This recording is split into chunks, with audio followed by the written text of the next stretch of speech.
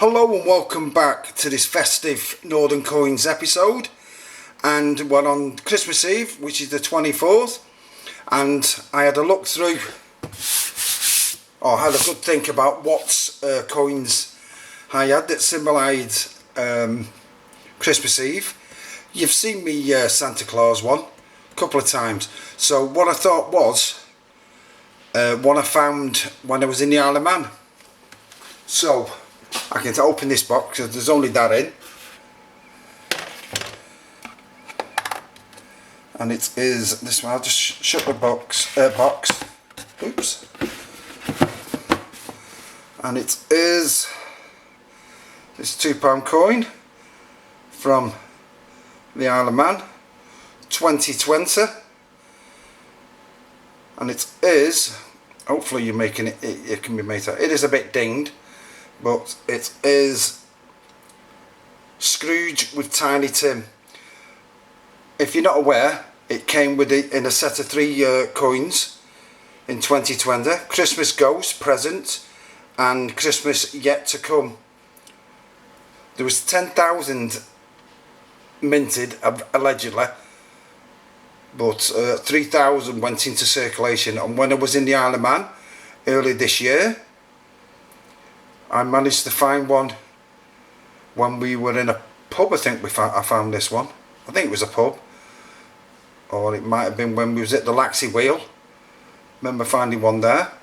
But that is Scrooge. It symbolises Christmas Eve into Christmas Day, doesn't it? So that was me thinking along that lines.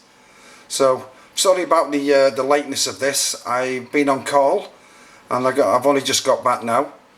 It's roughly about what time is it? It's 10 to 5 now. So hopefully by 6 o'clock I'll be all up and running, so you can have a last look. Oh well, it's the second to last. We've got tomorrow, Christmas Day episode, which that'll probably be up around about dinner time, 12 o'clock, maybe 1 o'clock. But I just thought Scrooge, and I just thought it was one of the apt ones, obviously. Doing a little bit of research on this, Christmas Carol was first published in 1843, so nearly 180 years ago, which is absolutely fantastic. It's one of the best books. So I'll be sitting down shortly to have a look if hopefully the Muppets Christmas Carol's on, because I do love watching that one. But if not, I'll try and find something. If not, there's one on Netflix. I'm sure they'll have one on Netflix or Amazon or something like that. But that's today's coin, and that's all about the coin now. So if you want to switch off, you can do, because I thought a special one. I'll just read you a short, or the last page or so from Christmas Carol. So if you don't want to listen to that, by all means switch off now. But I'll give you where I'm up to with this. Scrooge has had, obviously he's had Marley, he's had the 3 ghosts, he's met his nephew, and now he's got back to his business, and he's waiting for Bob Cratchit to turn up, so to meet him on Christmas Day. So here goes. But he was early at the office next morning. Oh, was he early there? If he could only be there first and catch Bob Cratchit coming late, that was the thing he had set his heart upon. And he did it. Yes, he did it. The clock struck 9, no Bob. 15:15, no Bob. He was full 18 minutes and a half behind his time. Scrooge with his door wide open, that he might see him come into the tank. His hat was off before he opened the door. His comforter too. He was on his stool in a jiffy, driving away with his pen as if he was trying to overtake 9 o'clock. "Hello," growled Scrooge in his accomplished voice, as near as he could figure it out.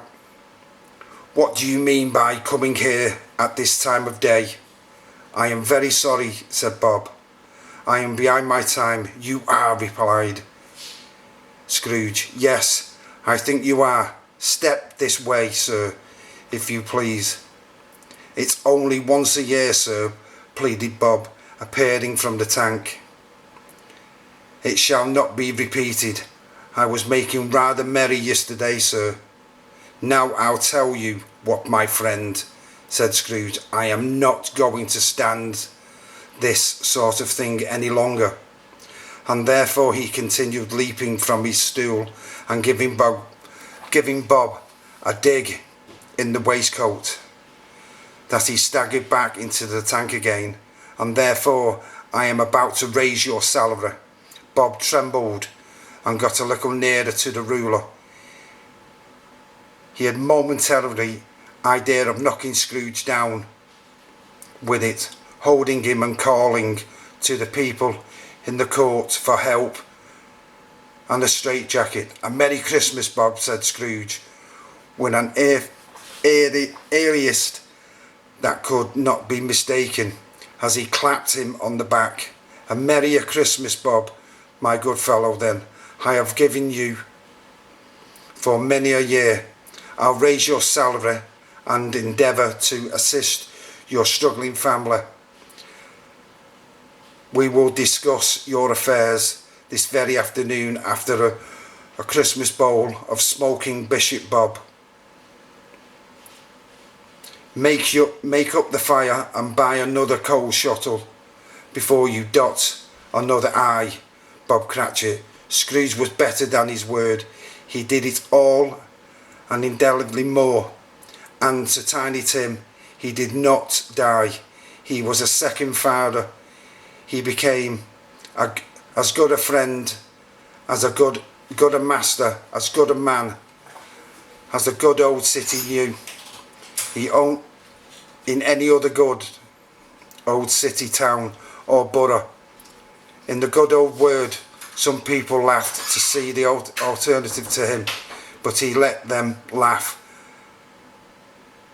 and little heeded them, for he was wise enough to know that nothing ever happened on this globe for good, at which some people did not have their fill of laughter in the outset, and knowing that such as these words this would be blinded away, he thought it quite as well that they should wrinkle up their eyes in grins as ever maudely in less attractive forms.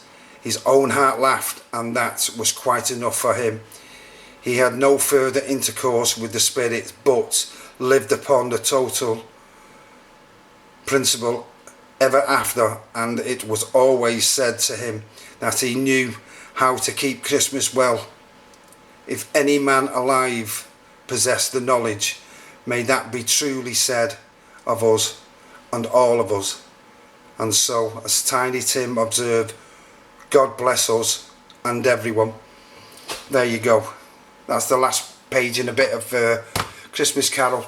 So we're coming up to 10 minutes now. Hopefully you've enjoyed this little series. I've got a couple of coins for tomorrow, but thank you to each and every one of you taking the time to watch these uploads. I'll be repeating myself again tomorrow. But this is Northern Coin saying bye now. Have a fantastic night tonight, and don't eat too much tomorrow. So take care. Bye.